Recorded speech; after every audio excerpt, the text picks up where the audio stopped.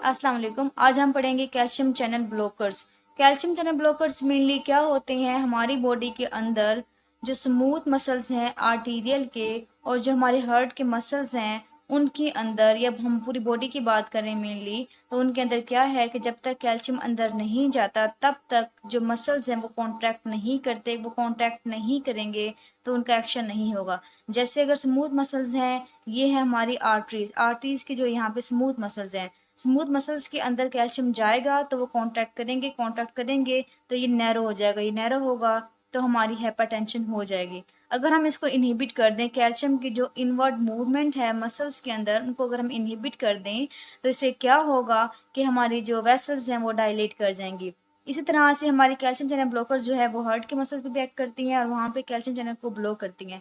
Mainly ये कौन से कैल्शियम चैनल को ब्लॉक करती हैं, इनका एक स्पेशल नेम है जो कहते हैं calcium voltage gated L type calcium channel blockers. अब जो वोल्टेज गेटेड होती हैं L type voltage gated, mainly वो वाली कैल्शियम कैल्शियम चैनल्स होती हैं जो कि मेनली एक्शन पोटेंशियल से एक्टिवेट होते हैं।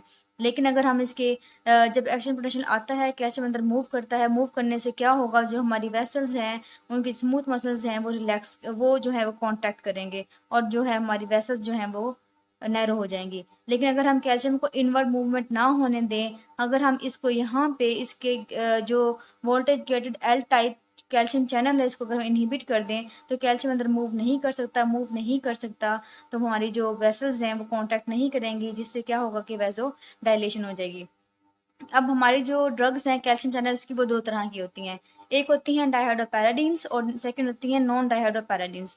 डायहाइड्रोपैराडीन्स और इनके दोनों में डिफरेंस मेनली ये है कि जो ये वाली ड्रग्स हैं ये स्मूथ मसल्स जो होती हैं वेसल्स की उन पे ज़्यादा एक्ट करता है, ठीक है, जबकि जो हमारे हार्ट के मसल्स हैं उन पे ये कम एक्ट करता है, मतलब हार्ट पे इनका इफेक्ट कम होता है। लेकिन जो नॉन डायहाइड्रोपैराडीन्स हैं इनका इफेक्ट मेनली हार्ट के मसल्स पे ज़्यादा होता है जबकि स्मूथ मसल्स पे कम होता है। इट मीन्स कि जो मेनली वेसोडाइलेशन करवाते हैं वो डायहाइड्रोपैराडीन्स करवाते हैं। इसमें कौन कौन सी ड्रग्स आएंगी, जितनी भी हमारी डिपीन वाली ड्रग्स होंगी वो सारी की सारी डायहाइड्रोपैराडीन्स हैं। इसमें कौन कौन सी है, नेफेडिपिन, फेमोटिडीन, एम्लोडिपिन, निकार्डिपिन और निमोटिडीन। निमोटिडीन को हम सेरिब्रल वेजोस्पाज्म में भी यूज़ कर सकते हैं। इसके अलावा अगर हम बात करें कि जो निफेडिपिन है वो हम प्रेगनेंसी के अंदर यूज़ कर सकते हैं, ठीक है, ये प्रेगनेंसी के अंदर सेफ होती है यूज़ करने के लिए। इसके अलावा हमारी जो हार्ट के जो हमारी आर्टरीज होती हैं उनका अगर अंजाइना हो जाए, मीन अगर प्रिंस मेटल अंजाइना मेनली क्या होती हैं कि हमारे जो हार्ट की वेसल्स होती हैं उनकी वेसोस्पैज्म हो जाती है, सो उनमें भी हम ये यूज़ कर सकते हैं ड्रग्स। इसने मेनली क्या करना है कि इसने वेसल्स को डायलेट करना है कैल्शियम चैनल को ब्लॉक करके। उससे क्या होगा कि हमारी जो पेरिफेरल रेजिस्टेंस है वो कम हो जाएगी। पेरिफेरल रेजिस्टेंस कम हो जाएगी बॉडी की तो बीपी डाउन हो जाएगा। अब हम बात करते हैं नॉन डायहाइड्रोपैराडिन्स। इनका इफेक्ट ज़्यादातर हार्ट पे होता है। सो हार्ट पे क्या करते हैं, हार्ट रेट को कम करते हैं, कॉन्ट्रैक्टिलिटी कम होती है, जस्ट लाइक जो बीटा ब्लॉकर्स होते हैं इनकी तरह ये एक्ट कर रहा होता है। इनमें दो क्लासिफिकेशन है फर्दर, एक होती है फिनाइल अल्काइल अमाइंस, सेकंड होती है बेंजोथाइजरपीन्स। जो फिनाइल अल्काइल अमाइंस है उसमें वर्ैपामिल आती है और इसमें डिल्टियाजिम आती है। अगर ये दो याद नहीं होती तो इट्स ओके, आप जस्ट ये याद कर लें कि इसमें वर्ैपामिल और डिल्टियाजिम आती है। अब विरापामिल डिल्टियाजिम जो है उनका ज़्यादा इफेक्ट कहाँ पे है, हमारे हार्ट के मसल्स पे है कि हार्ट के मसल्स के जो कैल्शियम चैनल्स हैं उनको वो ब्लॉक करती है। इनका इफेक्ट इनमें ज़्यादा होता है। सो इस ये आपको जो है वो वाइवा में पूछा जाता है, इसके अलावा आपके एमसीक्यूज में पूछा जाता है और इसके अलावा आपके ये क्लासिफिकेशन जो है वो यूक्यूज में आती होती है। सो ये मेनली ड्रग्स क्या करती हैं, वैसोडाइलेशन करवाती हैं और नेगेटिव मोनोट्रोपिक और एनोट्रोपिक होते हैं। मीन कॉन्ट्रैक्टिलिटी कम करती हैं, हार्ट रेट कम करती हैं। सो ये नेगेटिव क्रोनोट्रोपिक होते हैं और एनोट्रोपिक होते हैं। हम अगर हम बात करें इन ड्रग्स के अकॉर्डिंग कि जो वेस्कुलर स्मूथ मसल्स पे इफेक्ट है उस पे इफेक्ट ज़्यादा किन ड्रग्स का होगा, वो डायहाइड्रोपैराडीन्स का होगा, जबकि डिल्टियाजिम पे मिलकर कम होगा। लेकिन अगर हम हार्ट रेट की बात करें कि हार्ट पे इफेक्ट ज़्यादातर किसका होता है, वो डिल्टियाजिम से भी ज़्यादा वर्ैपामिल का होता है, ठीक है। सो वर्ैपामिल जो है वो हार्ट रेट को कंट्रोल करता है। किसी भी कंडीशन में जैसे कि एफिब हो गया जिसमें कॉन्ट्रैक्शन बहुत ज़्यादा हो जाए वहाँ पे हम वर्ैपामिल यूज़ कर सकते हैं। वर्ैपामिल का ज़्यादा इफेक्ट है, फिर डिल्टियाजिम का, फिर उसके बाद निफेडिपिन वगैरह का आता है।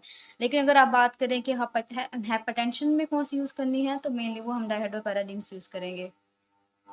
तो हम वन बाय वन ड्रग्स पढ़ते हैं यही और इनके जो है यूज़ और इनके साइड इफ़ेक्ट पढ़ते हैं। ड्रग कौन सी है हमारे हाइड्रोपेराडाइन में? निफेडिपिन, एम्लोडिपिन, निकार्डिपिन, निमोटिडीन, एम्लोडिपिन, इसराडिपिन, ये सारी हमारी जो डिपिन वाली ड्रग्स हैं वो इसके अंदर आएंगी। ये यूज होती हैं mainly as anti hypertensive medication. Side effect क्या है? हमें पता है कि हाइपरटेंशन में अगर हम यूज़ करते हैं बीपी ये कम करेंगी, बीपी कम होगा तो हेडेक होगी, ठीक है, सेरेब्रल वास्कुलराइजेशन की वजह से फ्लशिंग हो जाएगी, ठीक है, वेन्स में जो है वो पुलिंग हो सकती है तो हमारे फेस जो है फ्लश करेगा, फ्लशिंग होगी।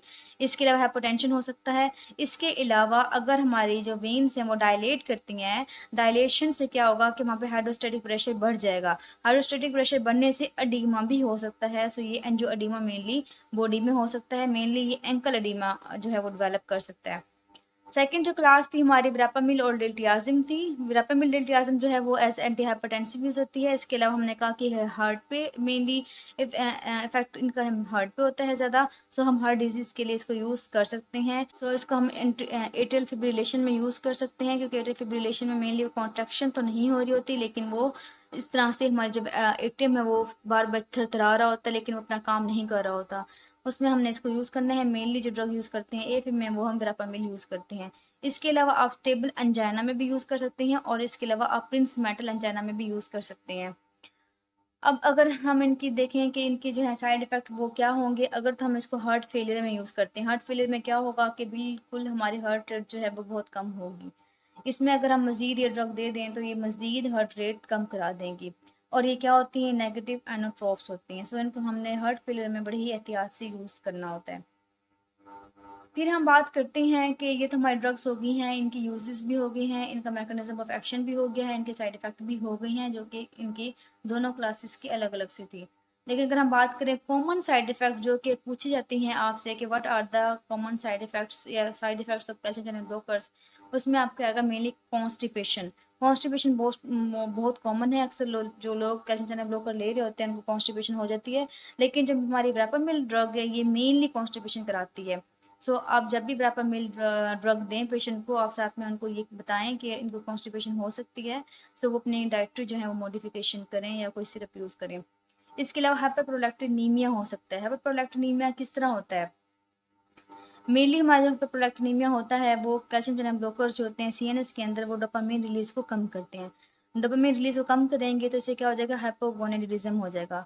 हाइपोगोनेडिज्म की वजह से क्या होगा? मेन के अंदर डिक्रीज लिपिडो हो जाएगी और वुमेन्स के अंदर इरेगुलर मेंसेस हो जाएंगे। इरेगुलर मेंसेस और गैलेक्टोरिया भी इसके अंदर हो जाएगा और मेंस के अंदर इंपॉर्टेंस डेवलप हो जाएगी। इसके अलावा जिंजाइवल हाइपरप्लेजिया हो जाएगा। जिंजाइवल जो है उसकी थिकनेस हो जाएगी, ये भी इसका साइड इफेक्ट है। और ये मेनली जितनी भी ड्रग्स हैं हमारी कैल्शियम चैनल ब्लॉकर्स इन सब के साथ डेवलप हो सकती है। सो आपने ये साइड इफेक्ट याद रखनी है। ये इनके एमसीक्यूज के लिए इंपॉर्टेंट है और क्वेश्चंस के लिए इंपॉर्टेंट है।